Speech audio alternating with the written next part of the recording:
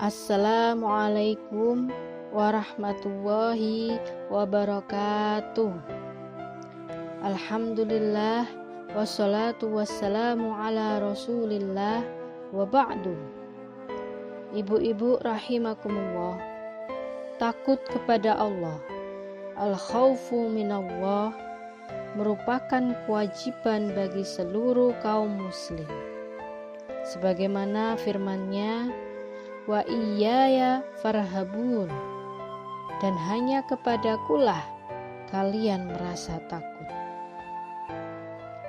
Sebagai seorang hamba, yaitu sebagai makhluk Allah Subhanahu wa ta'ala, selayaknya kita takut kepada Allah, takut kepada kebesarannya, takut kepada keagungannya, takut kepada siksa nerakanya. Ibu-ibu rahimakumullah, begitu banyak informasi terkait beratnya siksa di neraka. Sebagaimana firman Allah, kullama nadijat juluduhum baddalnahum juludan ghairaha. Setiap kali kulit mereka hangus terbakar, kami ganti kulit mereka dengan kulit yang lain. Liyadzuqul azab, agar mereka merasakan azab.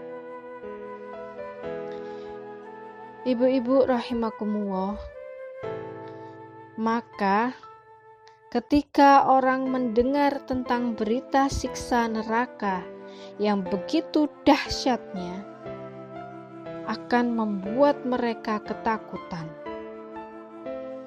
Takut untuk apa? Takut untuk melanggar aturannya. Takut untuk meninggalkan kewajibannya. Takut untuk mengerjakan larangan-larangannya.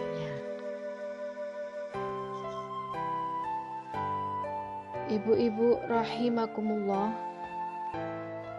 dalam surat An-Nazi'at Allah berfirman, wa amma man khafa maqama rabbih wa nahan nafsa 'anil hawa. Dan barang siapa yang takut pada kebesaran Tuhannya dan yang menahan hawa nafsunya.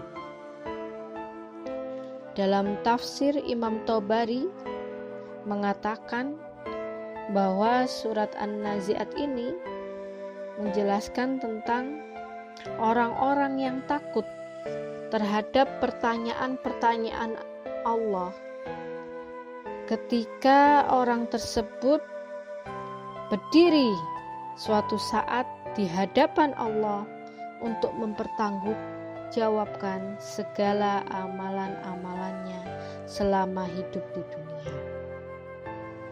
Ketika orang takut terhadap peristiwa-peristiwa di yaumul akhir, maka itu akan membuatnya bertakwa kepada Allah dengan cara menunaikan kewajiban dan meninggalkan maksiat-maksiat kepada Allah. Maka janganlah ketakutan itu hanya berhenti di mulut saja, sedangkan perbuatannya masih gemar bermaksiat. Ini bukanlah takwa yang sebenarnya. Ibu-ibu rahimakumullah, takut pada Allah menghasilkan ketakwaan terhadap syariahnya.